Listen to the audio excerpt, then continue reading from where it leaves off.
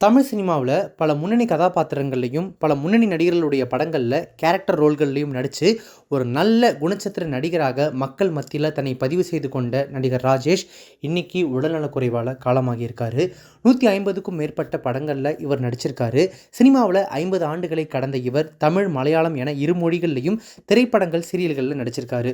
1974ஆம் ஆண்டு கே. பாலச்சந்தரின் அவள் ஒரு தொடர்கதை திரைப்படத்தின் மூலமாக சினிமாவில் நடிகராக அறிமுகமான ராஜேஷ் அவர்கள் கன்னி பருவத்திலே, அச்சமில்லை அச்சமில்லை ஆகிய திரைப்படங்களிலே முன்னணி கதாபாத்திரங்களில் நடிச்சிருக்காரு. முக்கியமாக கே. பாக்யராஜ் அவர்களுடைய இயக்கத்தில் வெளியான அந்த 7 நாட்கள் திரைப்படத்தில் இவர் பண்ண கதாபாத்திரம் கண்டிப்பாக மக்களால் காலகாலத்துக்கும் நினைவு கூறத்தக்க ஒரு கதாபாத்திரமாக இப்போ வரைக்கும் இருந்துட்டு இருக்கு. இவருடைய பர்சனல் லைஃப் பற்றி பார்க்கும்போது மன்னார்குடியில் வில்லியம்ஸ் நாடார், லில்லி கிரேஸ் தம்பதிகளுக்கு மகனாக பிறந்த ராஜேஷ் அவர்கள் பள்ளி படிப்பை பல இடங்களில் படிச்சிருக்காரு.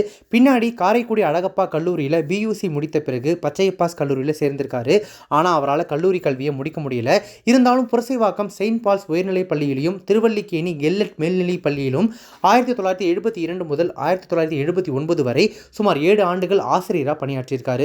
அதன் பிறகுதான் நடிப்பு பக்கம் ஆர்வம் வந்து நடிக்கிறதுக்கு ட்ரை பண்ண ஆரம்பிச்சிருக்காரு. முதல் படமே கிட்டத்தட்ட முத்தான வாய்ப்பா கே. பாலச்சந்தர் அவருடைய இயக்கத்தில் அவள் ஒரு தொடர்கதை திரைப்படத்தில் ஒரு சிறிய கதாபாத்திரத்தில் நடிக்கிறதுக்கு அவருக்கு வாய்ப்பு கிடைச்சிருக்கு.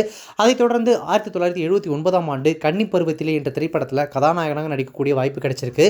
சுமார் 150க்கும் மேற்பட்ட படங்களில் நடிச்சிருக்கக்கூடிய அவர் டப்பிங் கலைஞராகவும் பல திரைப்படங்களில் பணியாற்றியிருக்காரு. டும் டும் டும், மஜா, உள்ளம் கேட்குமே உள்ளிட்ட படங்களில் நடிகர் முரளிக்காக பின்னணி குரல் கொடுத்திருக்காரு. நடிகர் முரளி பொல்லாதவன் திரைப்படத்தில் தனுஷ்க்கு அப்பாவை நடித்ததன் மூலமாக மக்கள் மத்தியில் பிரபலமானவர் அப்படின்றது குறிப்பிடத்தக்கது. பொய் சொல்ல போகிறோம் அப்படின்ற திரைப்படத்தில் நெடுமுடி வேணுவுக்காக கூட ராஜேஷ் அவர்கள் குரல் கொடுத்திருக்காரு. இன்னும் பல திரைப்படங்களில் டப்பிங் கலைஞராக பணியாற்றியிருக்காரு. நடிகர் ராஜேஷ் தமிழில் 9 புத்தகங்கள் எழுதியிருக்காரு. ஒரு நாளிதழுக்காக முரண்களை பற்றிய முரண் சுவை அப்படின்ற தொடரை எழுதியிருந்தார்.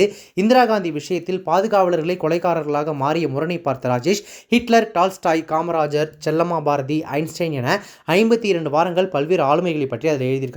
மேலும் உலகின் தலை சிறந்த திரைப்படங்கள், சிறந்த இயக்குநர்கள், நடிகைகள், நடிகை ஆட்ரே ஹெப்பர்னை பற்றிய புத்தகம் ஒன்று உள்பட பல ஜானர்களில் அவர் பல்வேறு புத்தகங்களை எழுதியிருக்காரு. வெள்ளித்திரை மட்டுமல்லாது சின்னத்திரை தொடர்கள்லையுமே ராஜேஷ் நடிச்சிருக்காரு. சன் தொலைக்காட்சியில் ஒளிபரப்பான அலைகள், கணவருக்காக, ஆண் பாவம் போன்ற சீரியல்கள்லையும், விஜய் டிவியில் ஒளிபரப்பான களத்து வீடு, கனா காணும் காலங்கள் போன்ற சீரியல்களையும் நடிச்சிருக்காரு. 2018 முதல் 22ஆம் ஆண்டு வரை சன் டிவியில் வெற்றிகரமாக ஒளிபரப்பான ரோஜா சீரியலில் டைகர் மாணிக்கம் அப்படின்ற கதாபாத்திரத்தில் நடித்து பயங்கரமாக அசத்தியிருந்தார். இறுதியாக அவர் ஜீ தமிழில் ஒளிபரப்பான கார்த்திகை தீபம் தொடரில் தர்மலிங்கம் அப்படின்ற கதாபாத்திரத்தில் நடிச்சிருந்தார். கொரோனா காலகட்டத்தில் பலருமே யூடியூபர்களாக மாறிய நிலையில் ராஜேஷும் தான் கற்ற விஷயங்களை மக்கள் கூட பகிர்ந்துக்கிறதுக்காக யூடியூப்ல வீடியோக்களை வெளியிட்டு வந்துட்டு இருந்தாரு. 18 தமிழர்கள் கெய்ரோவில் கப்பலில் மாட்டிக்கொண்ட போது ராஜேஷின் வீடியோக்கள் அவங்களுக்கு பயனுள்ளதாகவும் மன அழுத்தத்தை குறைக்க உதவியதாக அவங்க வீடு திருமண பின்னாடி ராஜேஷ் கிட்ட சொல்லியிருக்காங்க. அவங்க கூறிய வார்த்தைகள் தனக்கு மிகுந்த மன நிம்மதியை ஏற்படுத்தியிருக்கிறதா ராஜேஷ் பேட்டி ஒன்றில் சொல்லியிருந்தாரு. மேலும் ஜோதிடத்தில் ஆர்வம் கொண்ட இவர் பல ஜோதிடர்களையும் சமீப நாட்களில் ஒரு யூடியூப் சேனலுக்காக நேர்காணல் செஞ்சு வந்தார். தமிழ்நாடு அரசு எம்ஜிஆர் திரைப்படம் மற்றும் தொலைக்காட்சி கல்லூரியின் தலைவராக கடந்த 2 ஆண்டுகளாக பொறுப்பு வகிச்சிருந்தார். இந்த நிலையில தான் இன்னைக்கு காலையில் உடல்நலக்குறைவால் ராஜேஷ் அவர்கள் இயற்கை எழுதியிருக்காரு. அவருக்கு வயது 76. அவருடைய உடல் அவருடைய ராமபுரம் இல்லத்தில் அஞ்சலிக்காக வைக்கப்பட்டிருக்கு. சினிமா பிரபலங்கள், பொதுமக்கள் உள்பட பலரும் ராஜேஷின் மறைவுக்கு இரங்கல் தெரிவிச்சுட்டு வந்துட்டு இருக்காங்க. ஒரு நல்ல உன்னதமான கலைஞனை தமிழ் சினிமா இழந்திருக்கு அப்படின்னு சொல்லலாம். அவருடைய இறப்புக்கு நம்மளுடைய சேனல் சார்பாகவும் ஆழ்ந்த இரங்கல்களை தெரிவிச்சுப்போம்.